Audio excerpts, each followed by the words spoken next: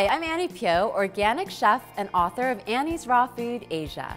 Dicing is an essential knife skill for any cook. Dicing means cutting uniform squares that are appealing to the eye. This helps the food cook quickly and evenly. No vegetable is perfectly square in its natural state, which can make cutting it into even cubes seem next to impossible. Let me tell you the solution. We'll cut flat slices first. This is going to keep the food from rolling or slipping. Next, we'll cut it into sticks, and then we'll dice. I'm going to grab my potato, and I'm going to slice it lengthwise into a cube. So I want to cut off the round edges so that I'm left with all flat edges only. You want to make sure to go far enough into the potato so that you're just in the center core with the cube. And this way you have a perfect rectangle, just like that. Next, we're going to slice this into thin strips.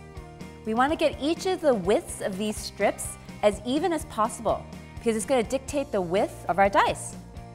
I'm going to stack 2 of them at a time. And again, in that same width, I'm going to slice thin sticks. And so now we have the sticks. I'm going to stack those. And now I'm going to cut the same width again into dice. So you can see how that's made dice.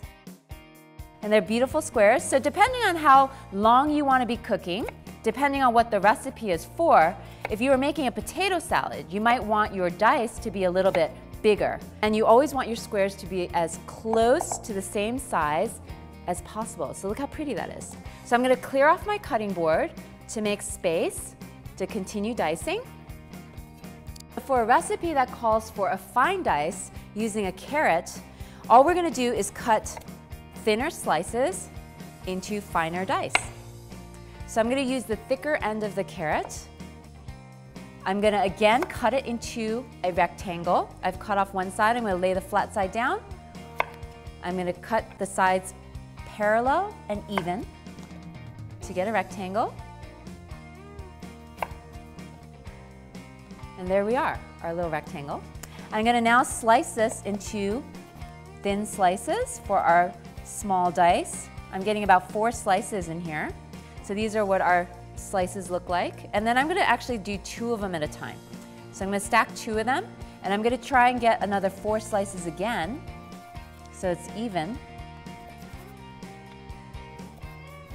And I'm going to line that up, and I'm going to cut my small dice. Again, it's really important to keep your fingers curled under. I like to just keep my thumb tucked behind my middle finger, and I like to guide the blade with the knuckle of my middle finger. And there we go, a fine dice with our carrot. It's really pretty. So you can do this with any vegetable. It's beautiful with like celery and peppers, and it just adds a confetti of color. So I always like to think about yield when I'm cooking, and there's a lot of food that we've cut away here that we do not want to throw away. So what I like to do with my carrot is I'm always making vegetable juices. I can easily juice this, all the little remnant edges. And then with these big pieces of potato, these would make for great potato skins. So we could bake these and then fill them with really delicious fillings. So definitely you want to use all of your scraps all the time. Want to practice your dicing skills? Try vegetable pot pies, refreshing quinoa salad, and butternut squash and edamame zojui on vegetariantimes.com.